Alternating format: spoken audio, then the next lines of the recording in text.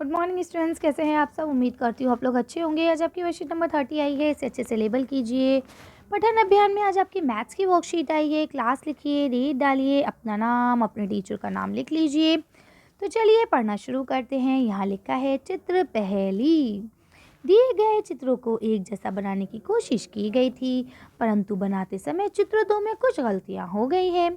आप किन्हीं 4 गलतियों को ढूंढकर अपने अध्यापक और अध्यापिका के साथ साझा कीजिए। तो देखिए, इन्होंने बहुत कोशिश की कि वो एक जैसी बना दें, लेकिन क्या हुआ कि चित्र दो में कुछ गलतियां हो ही गईं। तो चलिए हम ज़रा उन चित्र दो की गलतियों को ढूंढते हैं और अपने अध्यापिका के साथ साझा करते हैं। तो देखिए, सबसे पहली गलती फ़ोटो फ्रेम में है यहाँ पे, ठीक है। इसके बाद दूसरी गलती आप देख सकते हैं, यहाँ पे एक ड्रॉपलेट बाहर नहीं है, जबकि यहाँ पे एक बाहर है, ठीक है। तीसरी गलती आप देख सकते हैं, यहाँ पैरों में ये आपका पियानो के नीचे है, इसकी डिज़ाइन देखिए ज़रा आप, ठीक है। तो इस तरह से ये हो गई आपकी 3 गलतियाँ, और एक गलती और है, वो है आपके, और ये बाल्टी का पेंदा आप देख सकते हैं, ठीक है। तो इसे आप लोग कर लेंगे। चलिए आगे चलते हैं। अब देखिए, यहाँ लिखा हुआ है मेले की सैर। तो आज हम लोग कहाँ जाएंगे? मेले की सैर पे जाएंगे। प्यारे बच्चों, क्या आप कभी मेले में गए हो? मेले में क्या क्या होता है? तो बताइए, क्या आप लोग मेले में गए हैं? तो हाँ, मैं तो गई हूँ। तो मैं लिखूँगी हाँ, मैं तो गई हूँ, हाँ, ठीक है। और मेले में क्या होता है? बहुत सारी वस्तुएं होती है ना। झूले भी होते हैं, झूले होते हैं, खाने पीने की दुकानें होती हैं। यहाँ देखिए, नीचे आंसर दिया गया है। मेले में खरीदने के लिए बहुत सारी वस्तुएं होती हैं, वहाँ झूले और खाने पीने की दुकानें भी होती हैं, है ना। तो यही आंसर आपका हो गया। अब आपको आंसर अलग से लिखने की ज़रूरत नहीं है। ईशा अपनी मम्मी पापा के साथ मेला देखने गई। वहाँ उन्होंने खरीदारी करने के साथ खूब मस्ती भी की, ठीक है। उन्होंने ख़रीदारी भी की और खूब मस्ती भी की। तो चलिए देख लेते हैं कि जब ख़रीदारी की गई है तो उसके लिए कुछ कीमत भी चुकाई गई होगी, है ना। तो देखते हैं क्या हुआ। ईशा की मम्मी ने सबसे पहले मिट्टी से बना कुछ सामान खरीदा। यानी जब हम मेले में जाते हैं तो मिट्टी से बने सामान तो ज़रूर खरीदते हैं, है ना। सामान की कुल कीमत 325 रुपये थी। उन्होंने दुकानदार को 500 रुपये दिए। दुकानदार ने उन्हें कितने रुपए वापस किए होंगे, ज़रा जल्दी से बताइए। तो देखिए, दुकानदार को कितने रुपए दिए? तो आप लिखिए दिए कितने रुपए? 500 रुपये, ठीक है। और आपकी कुल कीमत कितने की थी?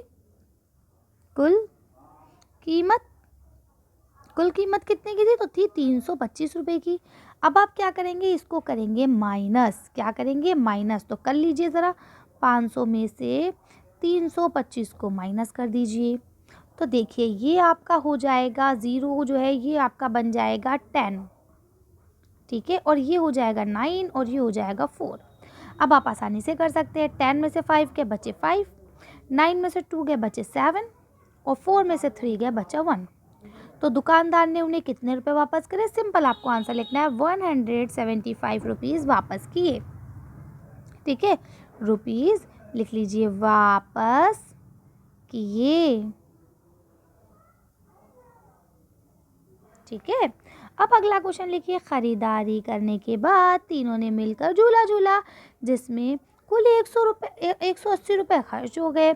झूले वाले ने उनके पापा को 20 रुपये वापस दिए।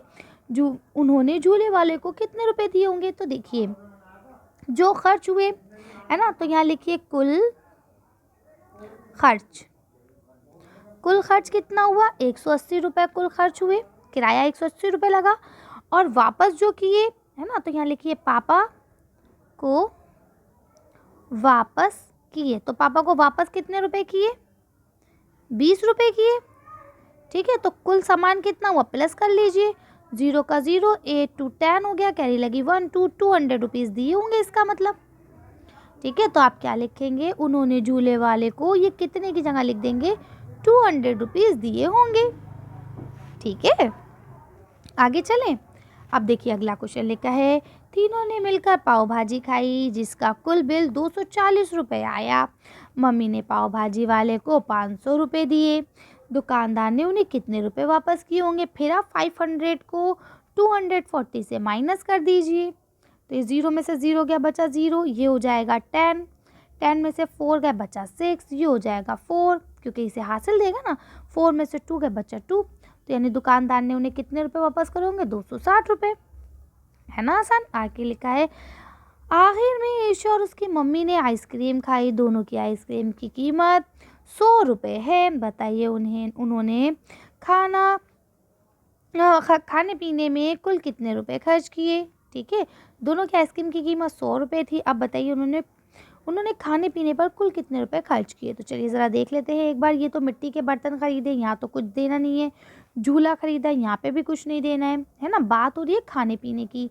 तो देखिए खाने पीने में पाव भाजी जो खाई थी 240 रुपये तो उन्होंने पाव भाजी के लिए खर्च करे थे। और अब यहाँ पे 240 उन्होंने पाव भाजी के लिए खर्च करे और 100 रुपये आइसक्रीम के लिए खर्च करे, तो कुल 340 रुपये खर्च करे। ठीक है, घर आकर मम्मी पापा ने खर्च हुए रुपयों का हिसाब लगाया। क्या आप हिसाब लगाने में उनकी मदद करेंगे। बताइए उन्होंने कुल कितने रुपए खर्च किए। तो आप इसका आंसर एक लाइन से लिख लीजिए। तो सबसे पहले आप लिखेंगे मतलब लिख लीजिए, मिट्टी का सामान। रुक जाइए, ये कलर सही नहीं चल रहा है ना, डार्क कलर लेते हैं। तो लिखिए, मिट्टी का सामान। तो मिट्टी का सामान कितने का खरीदा, जल्दी से बताइए, 325। ठीक है, उसके बाद यहाँ लिखिए, झूला। तो झूले के कितने रुपए लगे, 180 रुपए लगे। ठीक है, उसके बाद लिखिए, पाव भाजी के लिए कितने लगे, 240 रुपए लगे। ठीक है, फिर लिखिए, आइस क्रीम। तो आइसक्रीम के कितने रुपए लगे, 100 रुपए लगे। क्लियर है। अब इन सबको आप जोड़ लीजिए। जैसे ही आप जोड़ेंगे तो यहाँ पे आ जाएगा का में ऊ की मात्रा, ला कुल खर्च। ठीक है, कुल खर्च क्या हुआ ये आपका निकल के आ जाएगा। तो देखिए ये हो जाएगा 5 0 का 5, ये हो जाएगा 8 और 2 10, 10 और 4 14, हासिल लगा 1, 3 और 1 4, 4 1 5, 5 और 2 7, 7 और 1 8। यही होगा। एक बार फिर जोड़ लेते हैं। 5 का 5 हो जाएगा, 8 2 10, 10 4 14, 14 का 1, हासिल लगा 1, 3 और 1 4, 5 6 7 8, तो टोटल हो गए। आप यहाँ लिख सकते हैं। सेम इसी तरह से आपको लिखना है, कुछ फेर बदल नहीं करना है। सबसे पहले लिखेंगे मिट्टी का सामान 325 रुपये, फिर झूला 180 रुपये, फिर पाव भाजी खाई 240 रुपये, फिर आइसक्रीम खाई 100 रुपये की, और कुल खर्च किए उन्होंने 845 रुपये। बस यही आंसर आपको लिखना है। और इस तरह से ये वर्कशीट होती है समाप्त, और हम अपनी वीडियो को यहीं खत्म करते हैं। अगर आपको वीडियो पसंद आई हो तो इसे लाइक और शेयर करें। अगर अभी तक आपने हमारे चैनल को सब्सक्राइब नहीं किया तो प्लीज़ हमारे चैनल को सब्सक्राइब करें। Thank you for watching.